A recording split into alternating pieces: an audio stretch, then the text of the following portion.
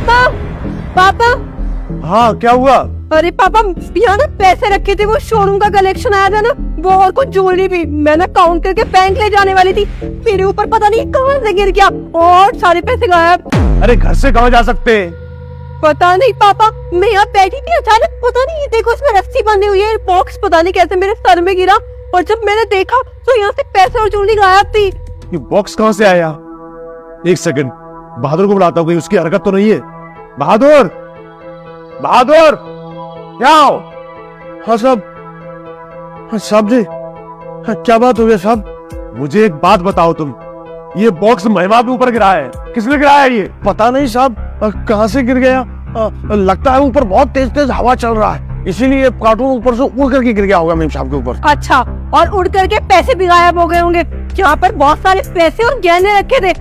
बता दो अंकल, कहाँ है वो? अरे कैसे बात कर रहे हो आप? हम पे शक कर रहे हो साहब? इतने दिन से आपके घर में हम काम कर रहे हैं। नहीं नहीं, पैसे वैसे तो हमने नहीं देखा, ऊपर हम तो साफ सफाई कर रहा था बस। अच्छा, तुमको कुछ नहीं पता? 12.5 लाख रुपए पैसे थे शोरूम का कलेक्शन इस महीने का, और ज्वेलरी भी थी। देखो साफ साफ बता दो ना, मेरी आदत जानते हो ना तुम।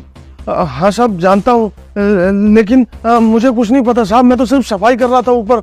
अच्छा, सफाई कर रहे थे आप? फिर ये इस बॉक्स में ये डोरी कैसी बनी हुई है? अच्छा, इसका मतलब वो बच्चे लोग हैं ना, जो वो बच्चा लोग इसको बांध करके खींच रहा होगा और वहीं से गिर गया होगा। कौन बच्चा लोग? हमारे घर में तो कोई बच्चा नहीं है। अरे साहब, पड़ोस वाले के बच्चे हैं ना, बहुत शैतान है, बहुत शैतान। मैं कई बार मार मार के भगाया उनको, उन्होंने किया होगा साहब, बाकी पैसा वैसा मुझे तो नहीं मालूम। पापा, ये ना ऐसे नहीं बताएंगे, आप एक काम करो, सीसीटीवी लगे ना, हम वो चेक कर लेते हैं।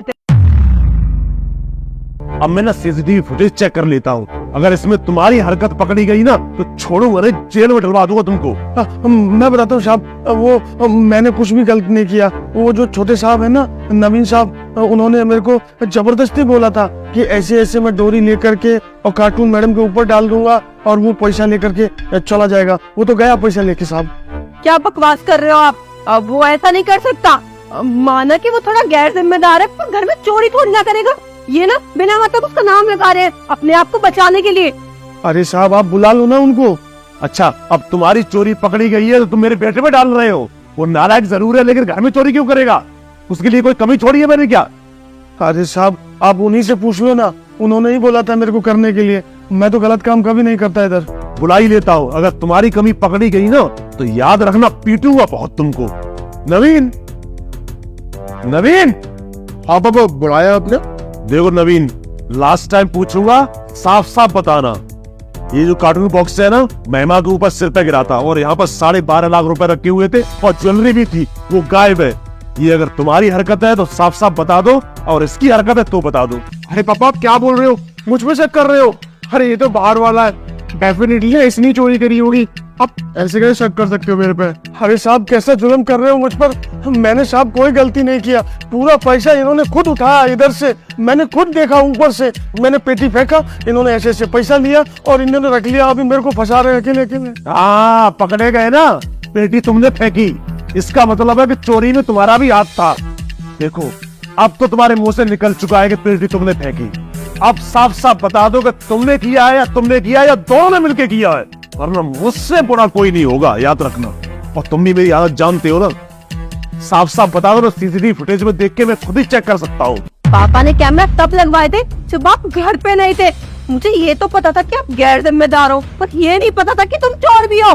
पापा, आई एम रियली सॉरी, मैं नहीं बोला था बहादुर को चोरी करने के लिए। बात यह है कि दोस्त वगैरह सब पार्टी वगैरह करते थे और मैं भी उनकी पार्टी ज्वाइन कर लेता था। अब पार्टी में जा रहा हूँ तो उन्हें पार्टी भी देनी पड़ेगी ना, और मैं भी कहाँ ही कमा रहा हूँ, कॉलेज स्टूडेंट हूँ, और आप तो मुझे पैसे देते ही नहीं हो। दीदी मेरे को कभी कभी बस थोड़े ही पैसे देती है ताकि मैं शॉपिंग वगैरह कर लूँ, पर उनको भी तो पार्टी देनी पड़ेगी ना, तो इसी वजह से मेरे को मजबूरी में ये चोरी करनी पड़ी पापा। पर आई एम रियली सॉरी, मैं अगली बार से ऐसा कुछ भी नहीं करूंगा। इतनी बड़ी घर में चोरी कर रहे हो, उसके बाद भी कह रहे हो अगली बार नहीं करूंगा। और क्या करोगे तुम? डकैती डालोगे क्या? अरे यही संस्कार दिए मैंने तुमको कि घर में इस तरह की चोरी करो। अभी तुम्हारी पार्टी वाली उम्र है क्या? वो लोग तो निकम्मे, उनके माँ बाप ऐसे उड़ाते होंगे तो उनके संतान उड़ा रही है। मैंने आज तक अपने पैसे इस तरह नहीं उड़ाए, खून पसीने की कमाई है मेरी ये। और तुम अपनी इतनी बड़ी हरकत को मजबूरी का नाम दे रहे हो? मजबूरी नहीं है ये, जानबूझ के किया है तुमने ये सब कुछ। क्या कमी छोड़ दी पापा ने तुम्हारी परवरिश में? वो हम दोनों को बिल्कुल बराबर ही तो मानते हैं। और कॉलेज स्टूडेंट हो, जब तुम्हारे खर्चे इतने बड़े बड़े तो कमा भी तो सकते हो ना, घर में पड़े रहते हो, उसके बाद पैसे नहीं मिलते तो अब तुम इसे मजबूरी का नाम दे रहे हो। देखा पापा कितना बिगड़ गया ये। अब इससे पहले कि मेरा हाथ उठ जाए, निकल जाओ मेरे घर से। और तुम भी, चोर का साथ देने वाला भी चोर कहलाता है। आज के आज साफ करो और यहाँ से निकल जाओ। मैं कहाँ जाऊंगा पापा? मुझे नहीं पता कहाँ जाओगे तुम। पापा गुस्सा मत करिए, है तो वो मेरा भाई ना, चाहे जैसा भी हो। आपका बेटा है, ऐसे घर से नहीं निकाल सकते। लोग क्या कहेंगे हमें? इसे ना बेटर है इसे हॉस्टल भेज देते हैं। ये वहाँ पढ़ेगा ना, ये वहाँ रहेगा ना, इसकी अकल तभी ठिकाने आएगी। यही सही रहेगा तेरे लिए। अब आगे की पढ़ाई ना हॉस्टल में रह के करना, यहाँ के लायक नहीं है तू। जब 4 बजे डंडे मार के उठाएंगे ना, तब तेरी अकल ठिकाने पे आएगी। निकल जा यहाँ से। तू भी आज का हिसाब करके चले यहाँ से। दफा हो जा मेरे सामने से।